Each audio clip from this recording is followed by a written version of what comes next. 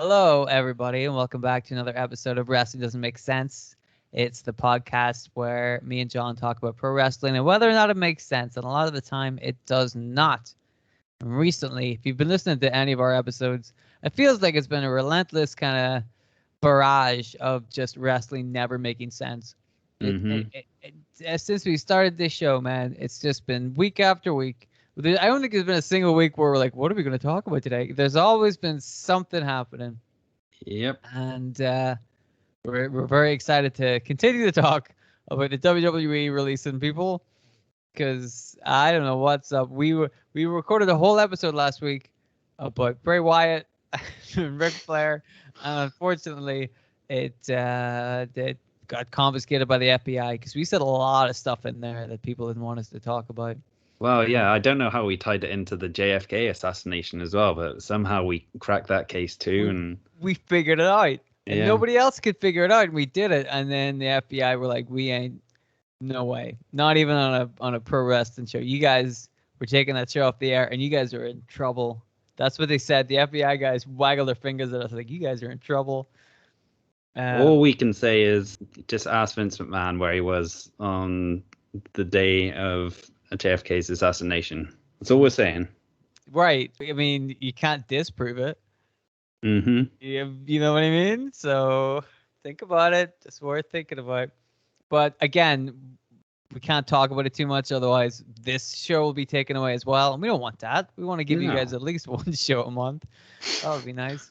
So we are going to talk about a few more releases from the WWE. And actually, NXT really they really took the knife to NXT. Some of those guys. And again, much like we mentioned in our now lost episode that the FBI can listen to whenever they want, some of these releases are kind of like whatever, and some of them are really baffling. Yes. I gotta say, dude, what the fuck?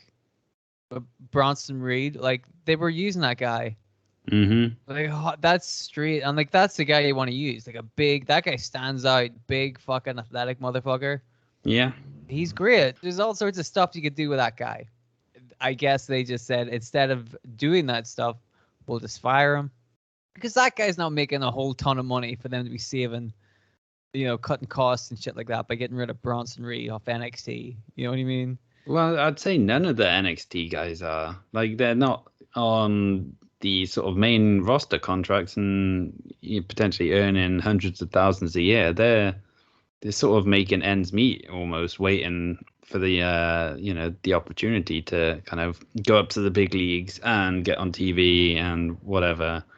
So a lot of these guys, you kind of wonder like how much WWE is saving, because they keep putting it out as like a cost cutting thing, the reason for all these releases and whatnot.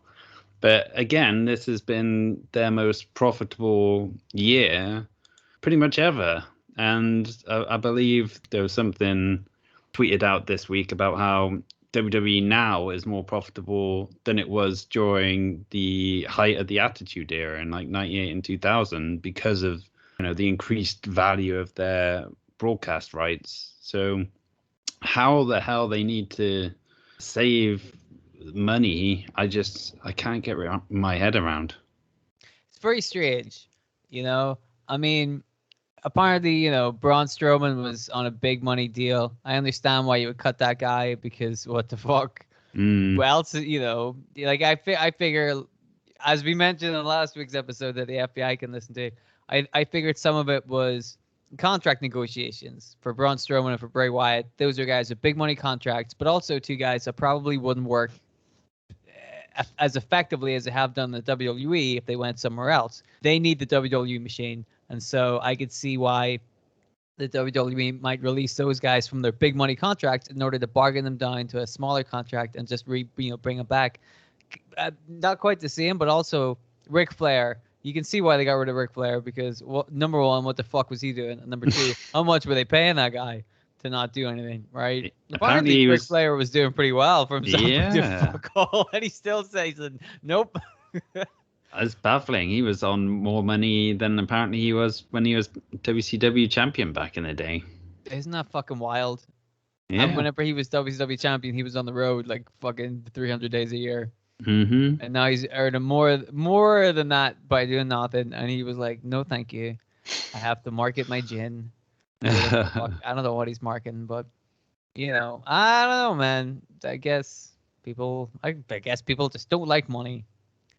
I mean, I do. So. Well, you can have some of Rick. Hey, dude, if you want a job, I hear that WWE are hiring because they just got rid of a load of dudes. So Yeah, I think I'm out of their age bracket though. oh yes, so going along with the NXT releases, there was also some new rules or kind of edicts or things that might be happening on NXT now. It's time for a change. Wasn't that Owen Hart's thing? Enough is enough. It's time for a change. Yes. I love that theme music. That's some of my favorite theme music, dude. It's well, I think all of Owen Hart's theme musics were bangers, but that's just me. He's so good. I like Owen Hart. Let's do a show with Owen Hart next time. Yeah. Instead of talking about Bray Wyatt again. But so there was some new kind of basically what we heard was not only were, and again this is all kind of rumors, but it seemed to be coming from a source. Mm-hmm. I mean, they all come from a source, really. All these rumors. So well, you don't really know what Dave Meltzer. You're right. Like, who's Dave Meltzer talking to? Himself in the mirror? Because sometimes it feels like that, doesn't it? You're like, what the fuck are you talking about, dude? Oh, did you hear he said the fucking that Nick Gage Jericho match was better than Hogan versus The Rock? What? He gave like that Nick Gage Chris Jericho thing like 4 stars. What? Which for the record is insane. If you've like anybody with eyes can watch that show, and you're like, even if you like that match, you're like, that's not a 4-star match, right? Even if you're just arbitrarily going by whatever fucking paradigms he has to come up with star ratings, nobody would ever look at that piece of shit and say that's a 4-star match. But apparently that's more than The Rock versus Hulk Hogan at WrestleMania got from Dave Meltzer. God. So obviously this guy knows exactly what he's talking about. I died with laughter. I'm like, come on, man, you gotta be shitting me. What the fuck? Anybody with eyes can tell. Hogan, say what you want about Hulk Hogan. He could work. Mm-hmm. He can run the ropes. He doesn't need a pizza cutter.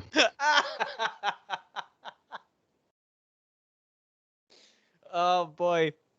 Whenever The Rock is out like promoting his like fucking Jumanji 5 or whatever, and he's hanging out with Jack Black and the guys are interviewing him, and they're like, so The Rock, what was it like to smash Hulk Hogan over the head with 17 light tubes? The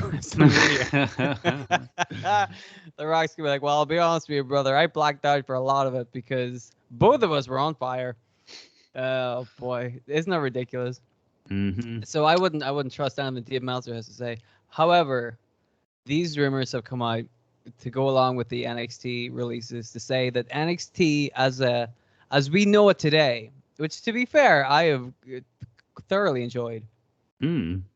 I haven't been paying too much attention the last couple of months just because my interest in pro wrestling has taken a significant dive. I wonder why.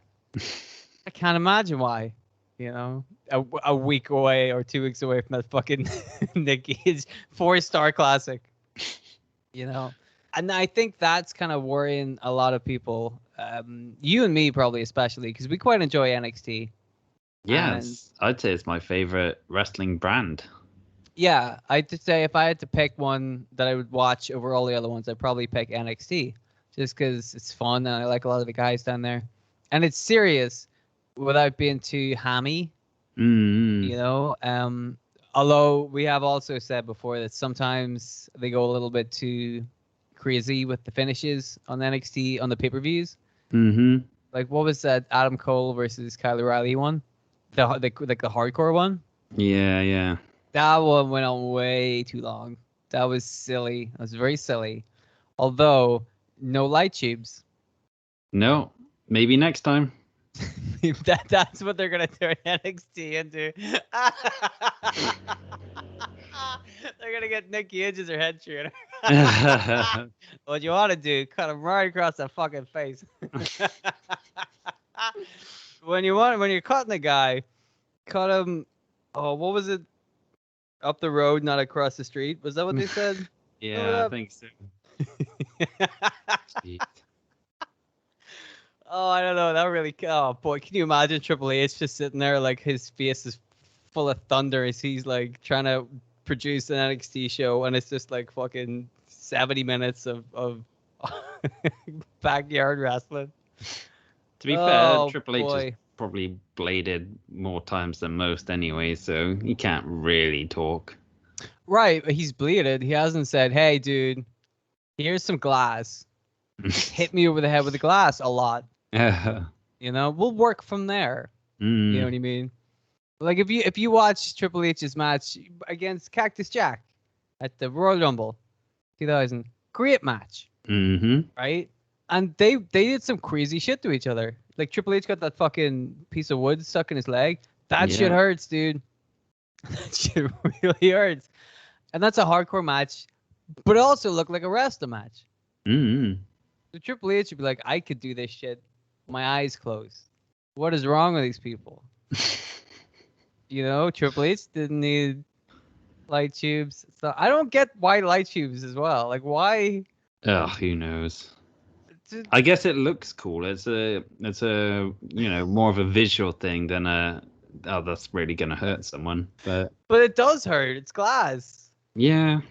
And like fucking surely there's shit in those light tubes that you're not supposed to have. There's like chemicals and stuff in there that you're definitely not supposed to have near your penis. No, yeah, you shouldn't be breathing that shit in. No. Oh boy. So that's what NXT could possibly turn into. We've got our fingers crossed. Really hoping for that. That would be lovely. But we're a little confused about this whole NXT thing. So one of the things on the list apparently was nobody over 30. Is that what they said? Yeah, no one starting in their 30s. And specifically, they said no more midgets as well, which is a very un-PC thing to say anyway. But like, what does height have to do with drawing power and an ability for wrestlers to kind of connect with crowds and stuff? Because Daniel Bryan wasn't very tall, and he was arguably one of the most over guys of the last 10 years. So Rey Mysterio? Yeah, exactly. You don't need to be a giant to be a success. What you need to be is good at your job. Yes. That's what you need to be. And also, like you said, nobody over 30. So, like, nobody over 30, I think, rules both of us out. And no midgets rules me out completely. Because I think Rey Mysterio is like an inch or two taller than me. So I'm like, man, if I look small compared to Rey Mysterio, there's not a chance for you and me in this. Well, you're taller than me, so you'll probably get a good shot. But for me, my wrestling days are done. I don't think I'll be able to, unless, you know, they don't give a shit about how tall you are in the backyard wrestling world. Like again, hey man, you know, the same guy that taught him how to take bumps teaches me how to take bumps. Nobody. Yeah. Simple. But the no, first of all, the no midgets thing is great because they haven't had midgets in that show for ages. No, I know. I used to hate that shit where they're like, oh, here's a leprechaun, and I'm like, all right, whatever. You know. But even when they do, like, they bring in like minis, you know, mini wrestlers from like Mexico or whatever. But most of the time they wouldn't do anything with them. They did years ago for some reason. I remember like in 97 or 98, they just would sometimes have these mini matches on their shows. Yeah. And just for no reason. I'm like, cool, all right, thanks. And then later on, kind of into like the 2010 years, they would have, that became like a joke where they just have little people running around, and apparently that was funny. Well, this is Vince McMahon's sense of humor, isn't it? It's not exactly a modern sense of humor. Yeah, look at this tiny person. Hilarious. Like, Vince, you want any more substance to that joke? And he's like, yes, let's have him slip on a banana. You're like, wow, let's Vince. dress him like someone else. Let's do it as a mini Booker T. Booker T was going to be the one I could remember, but there's been other ones. There's been loads of other ones. I'm pretty sure there has, yeah. Do you remember and you'll get this in the X-Men whenever Mojo made the X babies? Mm-hmm. That's what it's like. Yeah, yeah, You know, when you see like baby Booker T and then big Booker T stand beside each other. I shouldn't call him baby Booker T, but you know what I mean. yeah. Oh, see, no, I'm no better than the WWE. I'm Vince. Yeah. I've turned into Vince. All right, that's it. No more midgets. No more 30s. But Batista started in OVW or whatever the fuck it was. I think it was OVW. Whenever he was like 35 or something. Is he older than 35? I'd say probably around 35-ish. I can't remember for sure. I would have said 33 to 35 kind of age range, right? Mm. But you're like, dude, that guy's, jacked as fuck. Yeah. Look at him. You're like, of course he could do something with that. And like, that's the thing. In the ring, Batista was probably kind of limited. But he didn't have to fucking go out and do shooting star presses. No, he was You know what I good as in his role, and he knew how to wrestle his style of match, and he had good matches. So it's proof that it doesn't matter how old he is. It's about how driven and how talented the wrestler is. Exactly, man. It's about if he can work or not. Batista could work. All those W guys could work. So that's interesting. They would say no more anybody over 30 because they've also said they don't really want more indie guys, do they? Yeah, it sounds as if they're phasing away from that sort of point of view because for the past, I'd say maybe even going back 10 years, they have been sort of almost competing with like indie promotions like, Ring of Honor and whatnot, and like trying to sign up the big indie names and just take advantage of them, and I guess hurt the indies as well for some reason. I guess some reason. Well, I mean, it's the weird WWE mindset where they don't really want anyone else to be a success except for themselves, whereas you'd think that a more robust, strong wrestling business with lots of alternatives and everything is kind of better for business because then you got more eyes on the product and you can kind of you don't have to create these new stars. They're already out there and you can kind of swoop in with your billion-dollar company and snap them up, which is pretty much what they did for like I said, like the last 10 years. But now it seems as if they don't want that anymore.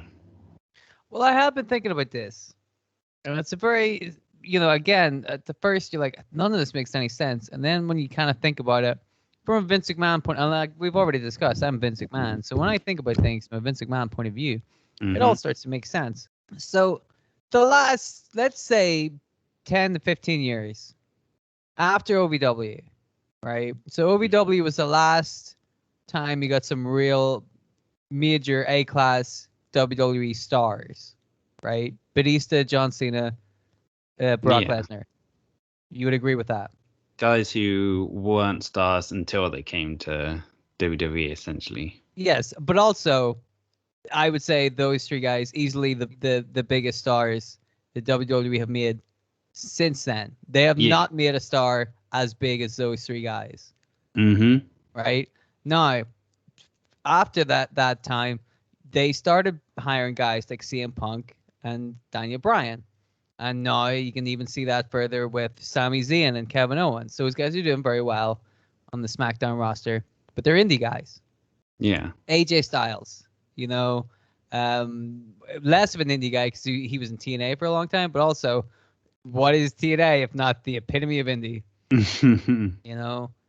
You could say all of those guys, none of them are as big as John Cena or Batista. I mean, I love CM Punk to death, right? But people know Batista, people know Brock Lesnar, people know John Cena more than they know CM Punk or Daniel Bryan. And CM Punk himself is more well known than Daniel Bryan, I would say, but he's still not at the Cena level. So when you think of it like that, because I'm Vince McMahon and I'm thinking things through like that, if you think about the idea of trying to go back to a model of developmental where they develop stars like that, then they can actually, they don't have to worry about all the indie people who are coming up with their own unique, wonderful fucking ideas that are definitely going to work and definitely don't have anything to do with light tubes. You know what I mean? They're just taking these, and we've complained about this too. The idea that they can just take blank slates and make them into pro wrestlers, right? Yeah. But also, that's exactly what they've done. We've just mentioned these three guys. The trick is the three guys we've mentioned really give a shit about wrestling, and you can tell because that's why they succeeded, right? Yeah. But part of it was they were mainly blank slates, and the WWE made them. And they haven't really, all the other guys, you would imagine they don't really have to make because they're big names in the indies, and they should use their TV time to get over more. And they never, and again, part of that is shitty booking from the WWE, but nobody ever seemed to get over to the level of the other guys. And again, if you wanted to, you can say that's the WWE's fault. But I would definitely say it's their fault because it's the whole change of the mindset where they don't want to create a big new star now. They want the company to be the star and to be the thing that people are drawn to rather than someone who could potentially, go to Hollywood or get injured and have to retire or decide to go to AEW or whatever. So that's where they've changed their mind. Well, that's why I think they're going to start going back to the homegrown guys more, because like with the Braun Strowman's not going to know what the fuck to do on the independents, but he knows what to do in the WWE. And they can get other guys who can work and who can learn to work to a more like again, Batista and Braun Strowman, they know what to do for their characters. They don't need to know any more than that. Not necessary. Whereas John Cena can work with anybody. He's very versatile. Randy Orton and Brock Lesnar, they can work with pretty much anybody. But just so long as he can work, that's fine. So I reckon they're just gonna have all these homegrown guys, build them up themselves, and gimmick them up. I don't think they're that worried about losing people to Hollywood, because John Cena stars in a film and then comes back to the WWE. Batista stars in a film, comes back to the WWE. The Rock stars in a film, comes back to the WWE. They fucking love that shit. That's more eyes on the WWE. That's like the problem, I think, was that The Rock left at like the worst possible time. If The Rock had stayed for another year or two, he would have, oh God, can you imagine? But then you look at Cena, he's been gone for 18 months pretty much. And even before that was on a sort of very irregular schedule with WWE as well. So he's not been a full-time asset for WWE for so long. And even this latest run, he's only back for, a couple of months or so before he's off to film his next movie. So how, if you're in Vince McMahon's shoes, you kind of want him around all year long. You don't really want him going off to Hollywood. And well, I disagree. I think by now he totally doesn't mind, because John Cena has given his best years to WWE, and the WWE have been pretty good to him for that. They've clearly been appreciative of that. But Vince McMahon fucking loves these bygone appearances by the old stars. Oh, it's Raw NWO week today, or whatever the fuck, right? Oh, today we're gonna Attitude Era, Remembrance Day, blah blah blah. Goldberg's in their fucking SummerSlam in 2021, right? Any chance they get, because this shit means they can bring a guy back for 1 or 2 appearances per year. They don't have to worry about it. They don't have to long-term book it. They just kind of go, here's a match, don't worry about it. They don't have to spend too much creative time figuring out ways to make this shit work. They don't have to. Just Goldberg in the main event, done, right? Now they can focus on something else. It's a way to get more eyes on their business without them having to do a whole lot of work themselves, which surely is a benefit. And yes, it would be nice to have John Cena there all year round, but like we said, he's been doing that for 20 years anyway, ish. So for him now to be that part-timer like The Rock is huge for them, because they needed a new Rock. They can't keep going to Goldberg. You know what I mean? And The Undertaker is probably done, right? Yeah. There's not a whole lot of other guys they can rely on other than The Rock, who retired very early and so still has years left on him. and he's so fucking good he could just pop into a ring 20 years from now and you wouldn't notice. He's that good. But also John Cena, still has some gas left in his tank, and he could still go for a little bit. But he's at the point in his career now where he's much better off being booked as a legend or like a once or twice a kind of attraction thing, as opposed to being booked like super regularly. You know what I mean? Like the way Jericho was the last couple of tours, but they would have him kind of come in a little bit and do house shows and make a couple of appearances, but he wasn't like working his ass off. You know what I mean? Yeah, it makes sense. And he wasn't getting hit in the head with light tubes. wasn't shooting glass all over the fucking place. Did you see the match he had with Juventud? No, I haven't watched it yet. I don't know if I can. You know what I mean? Like who in 2021? I thought who in 2021 wants to watch Chris Jericho versus Juventud Guerrero, right? Turns out lots of people, and I'm like, do you want to see this, or has AEW convinced you that you want to see this? I mean, it's the same thing, isn't it? Either way, they're getting the eyes on the product.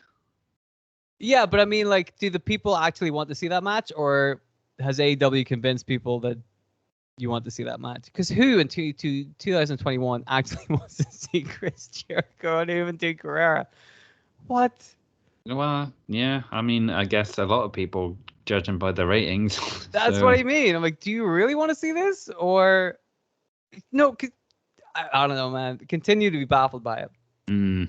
But like you said, they're still doing pretty well. So, But again, how many stars are they making? Well, yeah, this is the big thing, because a lot of these guys who get released from WWE seem to be showing up in AEW, and the more of them that show up, the less room there is for the homegrown talent who's been with them since the beginning. And it does kind of raise the question, like, are these homegrown guys going to actually get an opportunity and get a chance to be on Dynamite regularly and have 10 20-minute matches or whatever? Or are they just going to be shuffled off onto the YouTube shows, which, as we've said before, you don't get anywhere near the amount of audience for those that you do for Dynamite? No, like not even close. Not even close. But we don't know what the new show is going to be like. Rampage. I mean, I'm not hopeful because it's on a Friday night, and during the old experiment with Dynamite moving to Friday nights because of, I think it was the NBA or something, their ratings tanked basically. They basically cut in half. So yeah, which the AEW were like, we're going to kind of use this as a test to see if the audience follows us to Friday nights, because our new show is going to be on Friday nights in a couple of months, and the audience did not follow them. And that was for their A show. That was for Dynamite. Yeah. And it's a little unnerving for them to. And again, I feel like their audience is super. The audience loves AEW. Despite AEW's best efforts to put on the shittiest show possible, people still love it. So I imagine the ratings for the first month or two for this new show will probably be pretty decent. But I would like to see, like we've said before, I don't know if we said this in the last episode, but I'd like to see what the ratings are by the end of the year, because I think that's very telling. Yeah. But then they say their developmental fucking program is their YouTube show or stuff like that. It's bizarre to me. It's very strange. I mean, it makes sense in a way, because they don't do house shows or anything, so for their roster to get in their reps and know what it's like to perform on TV, even if it is YouTube, but same sort of thing, like how to perform to the cameras and performing in front of big crowds and stuff. It's a useful tool for them, and hopefully it does help their roster get better. But yeah, I mean, because they don't have a performance center like WWE do, and they don't have all that money behind them, which WWE do, to kind of put all this effort into training the stars of the future. So they need those kind of opportunities to just get out there and wrestle. So I think it's a useful tool to have. Okay. I mean, I see where you're coming from, but I feel like any developmental program shouldn't really be like worldwide broadcasting their developmental stars. Mm. That goes for AEW and WWE, right? You get a Mm-hmm. bunch of new recruits in, you don't put them on TV till they're ready to go, right? You don't put them. What you don't do is put them on TV and just see if they're good at it. No. That's a really bad idea, right? So I don't know. I think that there's middle ground to be figured out there, which I'm not sure if they have figured out. But let's go back to the performance center for a second. Mm-hmm. Hypothetically, of course, we're not allowed to really go to the performance center. Not after the incident. We shouldn't say that because that fucking somebody actually is not allowed to go to the performance center for stalking people now, right? Yeah, I That wasn't believe us. That wasn't us. We didn't do that, right? Nope. Just want to double down and make it clear that we've never. I don't even know where it is. So there you go. You can use that in court. But the idea of the developmental system, like I just said, makes me wonder what exactly NXT is going to turn into now. Because, like we said, they seem to have new rules in place where they want the young guys who aren't indie people, so they're not going to be well trained. They're probably going to be coming to the WWE from a sports background or because they're interested in learning how to wrestle, with probably very little like actual pro wrestling experience by the time they get to the performance center. That's what it seems like they're looking for. Yeah. Right. And how are you going to put those people on NXT? You know what I mean? You can't. Mm-hmm. How is NXT going to work now that they've cut a bunch of people? Bobby Fish. They cut Bobby Fish. How could they do that? Well, to be fair, it's not as if they really seemed like they had any plans for Bobby Fish once the Undisputed Era kind of ran its course. And I think he was always the odd man out anyway. Yeah, it seemed like it, didn't it? Yeah, so plus, he's I think he's about 44 or 45, something like that. So wow. He's getting on there, up there in years. So you can kind of see where they're coming from with there, even though it is a bit weird that he'd literally just started a feud with Roderick Strong, it seemed like.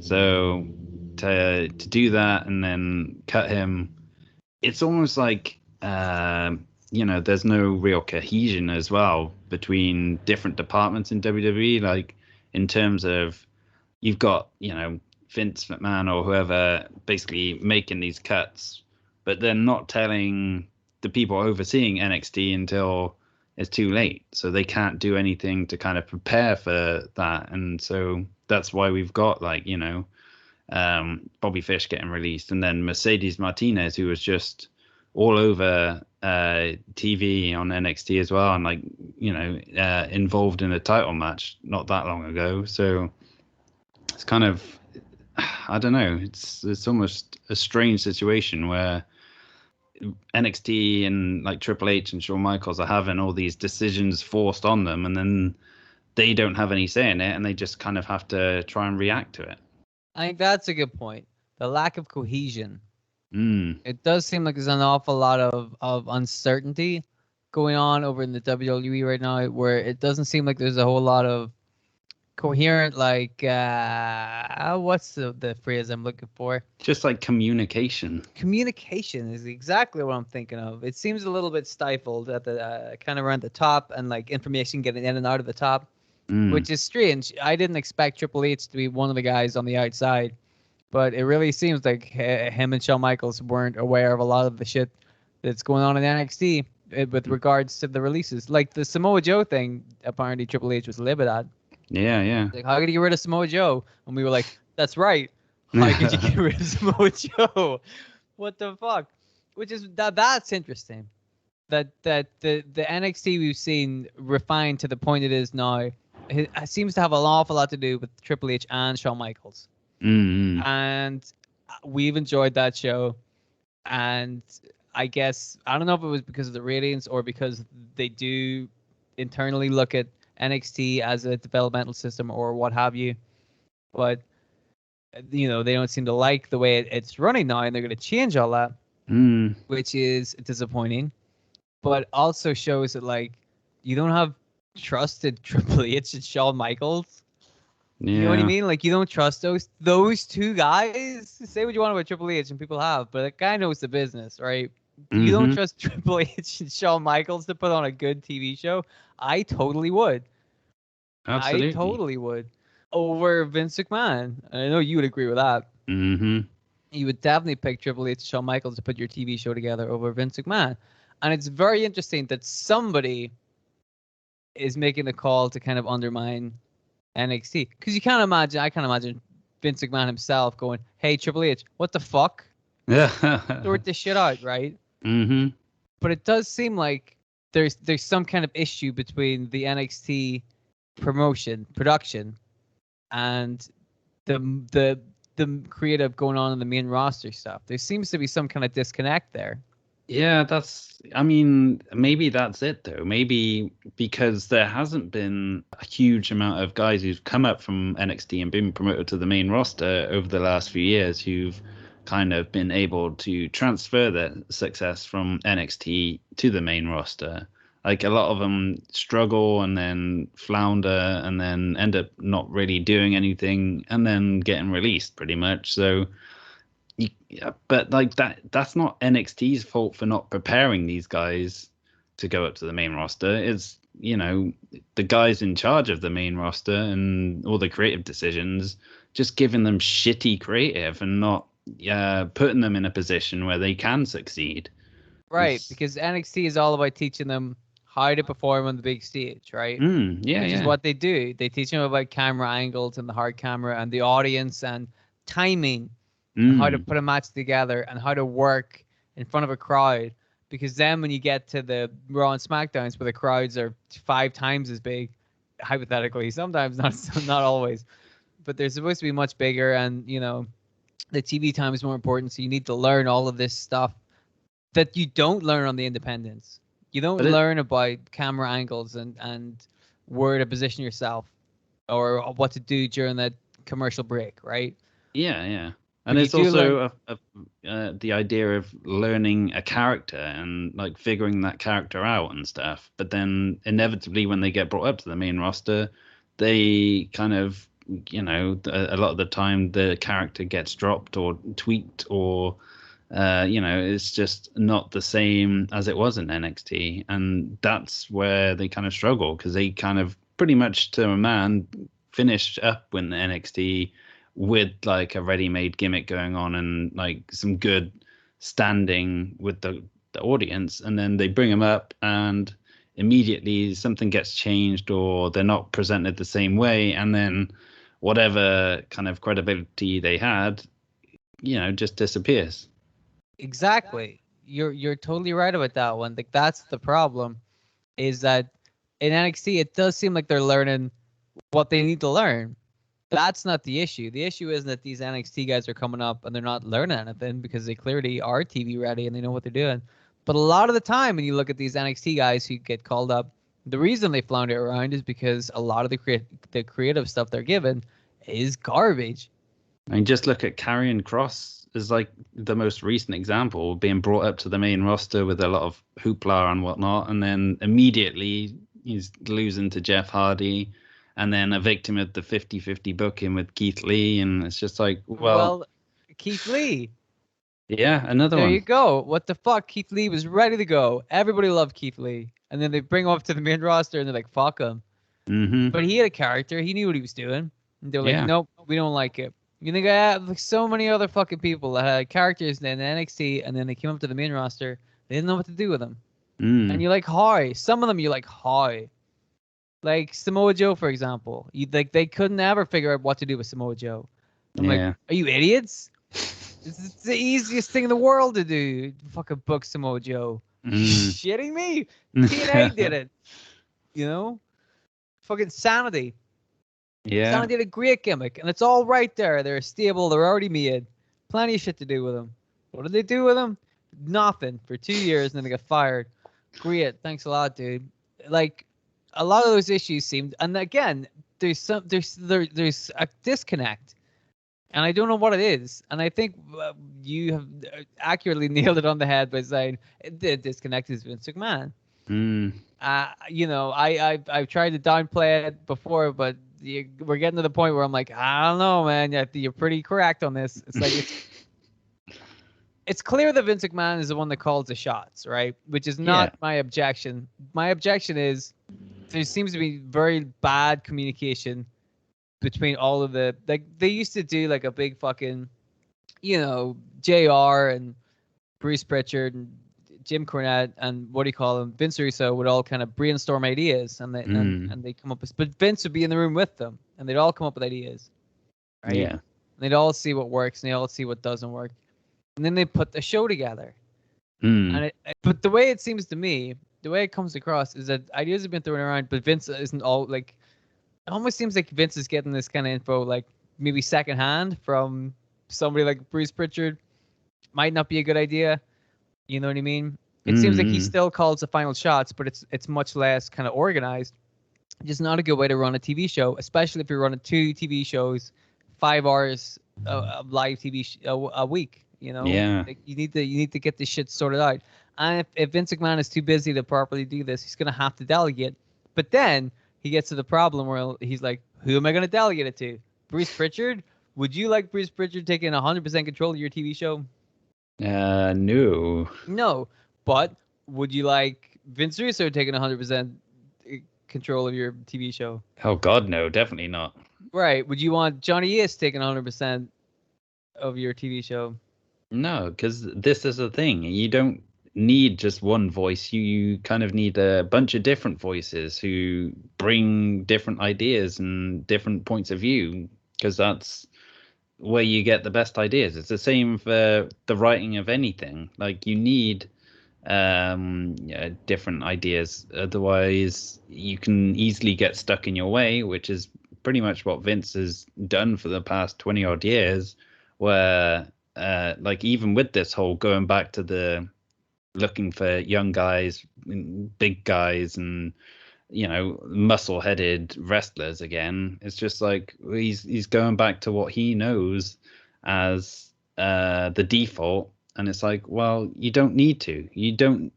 It's not exciting if every wrestler is the exact same look and build and looks like they've just come off like a factory line or whatever. You want some variety and different personalities, and with the creative, different voices in the room to kind of push alternative ideas. I want to really quick bring up something that you had mentioned just briefly there, and that people say a lot, and I'm like, I don't know if this is true. But people talk about how much Vince McMahon loves the big fucking musclehead dudes. We always talk about this. And yet, they released Braun Strowman, they released Bronson Reed, 2 big motherfuckers. Who else have they been using that's been a big fucking musclehead freak like that in the last 20 years? Well, exactly. He doesn't deserve it. There hasn't been a lot of guys, but that's because they have moved away from it. But now it sounds as if they want to go back in that old direction. But that's kind of what I touched on earlier, right? Because the last time they started making their own stars like that was in the 2002 class with all those big names. And since then, they've never had a name as big as them. Maybe they're not incorrect on that. Do you know what I mean? And because let's be fair, whenever they say shit like, "Oh, we're getting all the big guys in," you know that it's not going to be 100% big fucking guys who look to see him.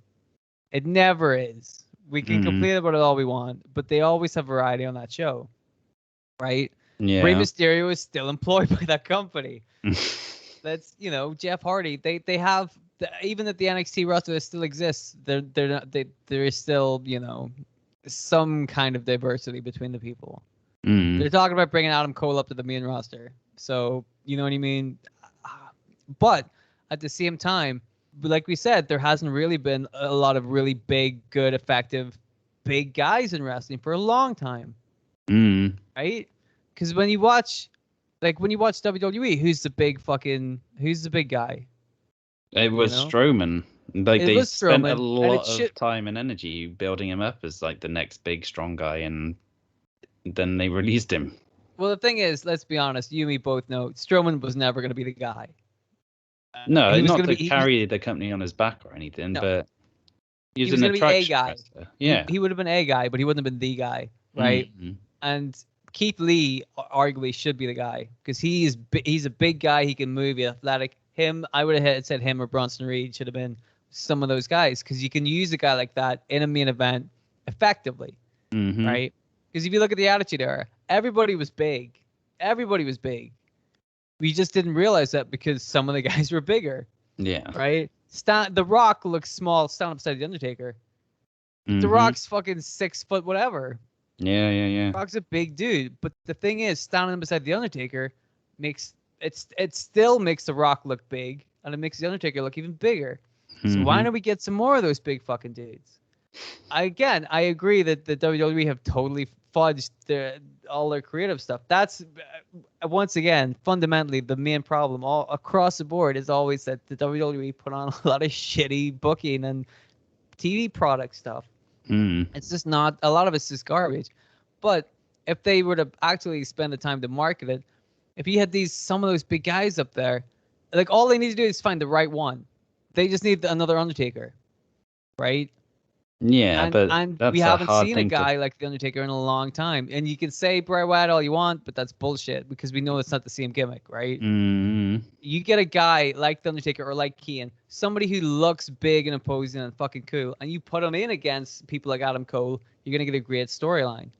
The issue is they don't have a whole lot of those big guys at the moment, and well, except for Keith Lee and Bronson Reed, who they seem to got rid of. But again, possibly because of their indie connotations, right?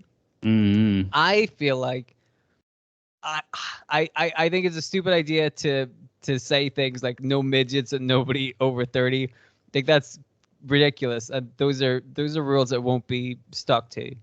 No. Right? Guarantee you. But I don't think the idea of focusing on the bigger guys in wrestling is a negative thing. Because like I said, that's something they haven't done in 15 or 20 years. And it's also something that nobody else is doing. Because if you go to every other indie show, you're going to see plenty of guys who look to see him. Right? As much as you want to slag off the WWE cookie cutter system, but when I say you, I don't mean you, John. I mean the people. Because we're the only podcast in town, so we got a lot of people to talk to. But when those people talk about like cookie cutter vanilla stuff, dude, you look at the indies. There's a lot of guys who look to see him. You could go to a wrestling show, an indie promotion, and just see a ton of people that look to see him, but you don't see a whole lot of Braun Strowmans.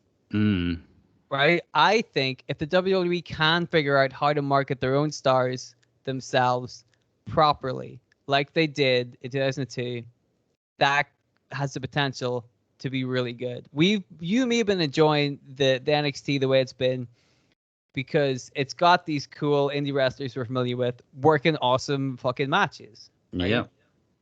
We're not used to seeing the stuff from 20, 25 years ago.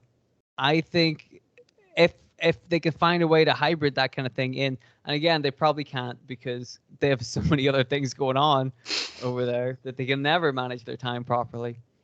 I don't know, man. I feel like it's a shame to see NXT in its current form potentially not be here anymore.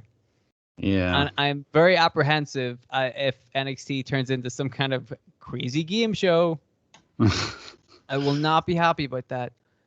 But I'm also interested because if you're going to say stuff, and again, I don't mean you, but if they're going to say stuff like, we want big guys, we want younger guys, we want to clean slates to make something out of, well, then this is their chance, right? If they say they're going to take a wrestler and make him better than all the guys in the indies, let's see him do that.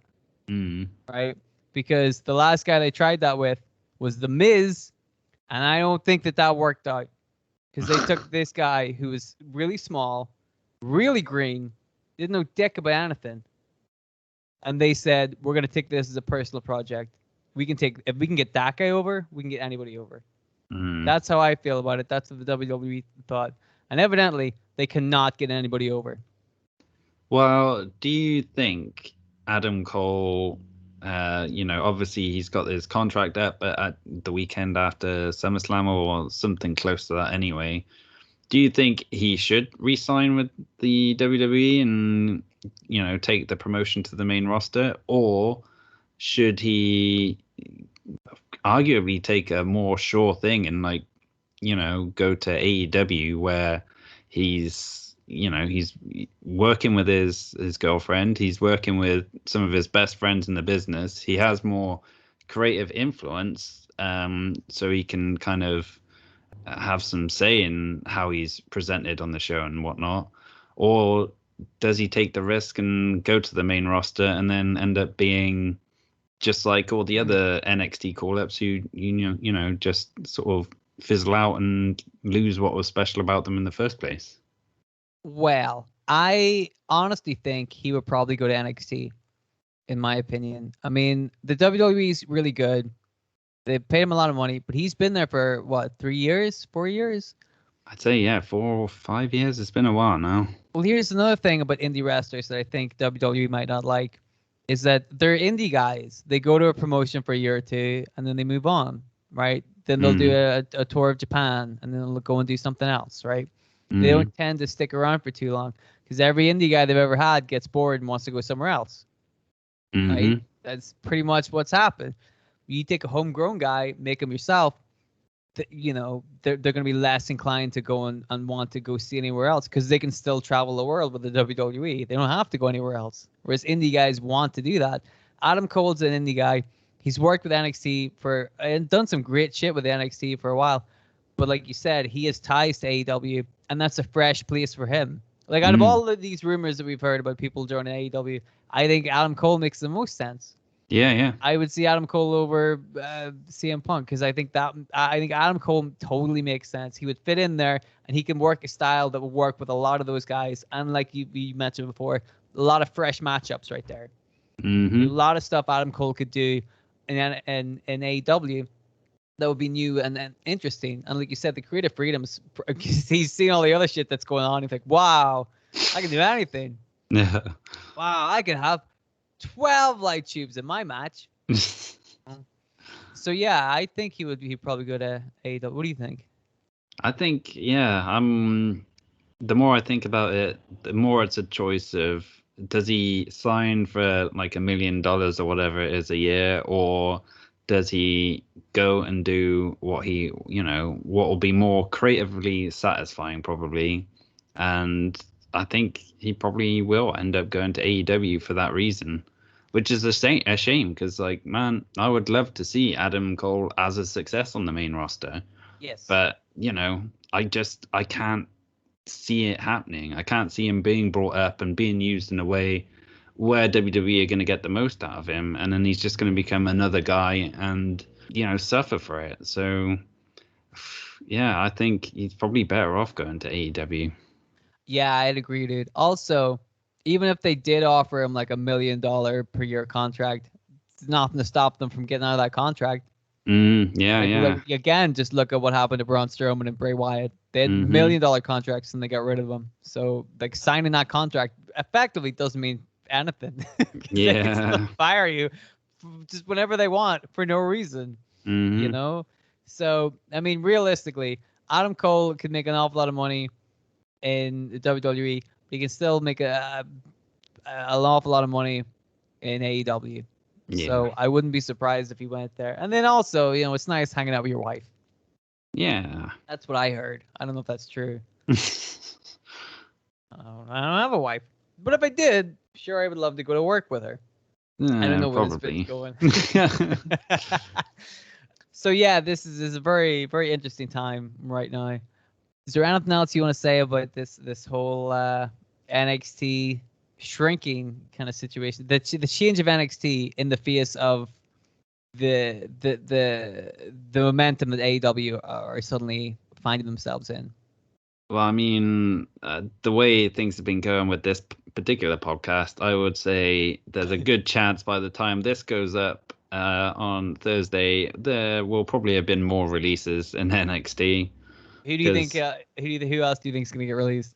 Oh, God knows. I don't know. There's a lot of guys who probably aren't long for the NXT, like Drake Maverick, I can see getting released again. Yep. But yeah, I think there will be some more releases in the not too distant future. So Don't you think that, I don't know what the fuck's going on over there, but don't you feel like Keith Lee and Mia Yim are just like hanging on by a thread? And I yeah. don't get that, man. Again, I'm like, you can't figure out what to do with Keith Lee and Mia Yim. Like, are you shitting me? Are you an idiot? Oh, yes, you are an idiot. Again, I didn't mean you. I feel like I'm being personally It's attacked not. here. No, I'm talking about whenever I'm talking to you, I'm talking to WWE. Okay, but except when I'm actually talking to you. I mean, I would say as well that I'm surprised there hasn't been any releases in the NXT UK brand as well. Yeah, well, that was one of the things I had heard, was that the reason that they were kind of snatching up so much talent a couple of years ago was because they legitimately did have plans to do NXT UK, but also NXT Japan and some other one. So they wanted a lot of guys to kind of work in those styles, so that that's why they had lots of people, so that because they had plans for all these different TV shows, and because of the pandemic, a lot of that didn't really work out. So now they're like, well, I guess we can cut a couple of people, I don't know. I mean, I don't like it either, but whatever. So yeah, so the point is, I've forgotten. Yeah. I guess what we're saying is it's shit's going down, man. Shit is going down. It's gonna be very interesting to see what else happens on the WWE and even in AEW, right? If they can pick up the right people and use them correct, this is the trick. They can pick up the correct people, no problem. That part of the equation is easy. Yeah. Using these people correctly. Wow, CM Punk turned up. Oh, and he's gonna start a 12-week feud with Marco Stunt. Excellent. Wow. Oh, this is great. This is what I always wanted. CM Punk versus Matt Hardy. Oh God. But there's a twist. You have to fight all of Matt Hardy's stablemates before you get to Matt Hardy. And the twist is there's 7,000 of them. Oh, Christ. Hey, man. Bad booking across the board. But at least in AEW, you know what I think the best bit is? Like, at least in AEW, they have the creative freedom to say, well, like, it's all your fault. In the WWE go, it's all Vince's fault, right? Ain't the wrestler's fault. But you look at AEW, you're like, well, you guys have creative control. Yeah. This is all you. I thought. Oh, I'm sorry for making this go on so long, but I just remembered that I read an interview with Chris Jericho. I'm still gonna keep slagging this match, where he said that he basically said that was his idea to do that fucking Nick Gage match. If you have creative control, you're Chris Jericho. Why? Why would you do that? That's the dumbest thing you could ever do. I imagine Hulk Hogan just sitting back, smoking a cigar, going, "You fucking idiot." That is not how you do it. I mean, to do it as well as like the third match in the series. It's like, what? Right before the 2-1. Yeah. Jesus Christ.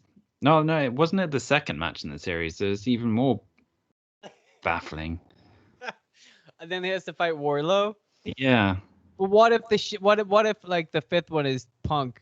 Like, how shit would that be? Yeah. That would, or Daniel Bryan. You're like, oh, come on, man. That was the end of this. Oh boy, I don't know. This is what I mean, though. Shit's gonna be interesting. You know what I mean? Yeah. Very much looking forward to seeing. And much like you said, very much looking forward to seeing exactly what's happened by the time this show has gone up. Because we're always 24 hours behind the news on this show. The only podcast in time, so that's why people keep listening to it. I guess we should wrap this one up, right? Yeah. Oh, this was fun. I like this one. All right. Well, I guess we'll be back next week. Is SummerSlam next week or the week? It's the week after that, isn't it? It's I want to say, is it this weekend? Hang on, I'll just quickly. No way, SummerSlam is this weekend. Is it? No, Saturday the 21st. So yeah, SummerSlam. It's definitely not this weekend. Yeah. I will probably do something with SummerSlam. I don't know. Or Yeah. Owen Hart. We teased that earlier too. Why not? Did I do that in the show? I don't remember. I don't know. Fucking who knows? Anybody listening to this, leave in the comments whether or not I talked about Owen Hart in the rest of the show. Okay, well, that's it. Thanks very much for listening. God, we're so good. Yeah. We're so professional. I love it. Yeah, thanks for listening, guys. We're gonna be back next week with some other show. I imagine it'll be really good. Make sure to check that out. And I guess that's it. Anything else you want to say? Bye-bye. Excellent. All right, guys. We'll see you soon. Goodbye.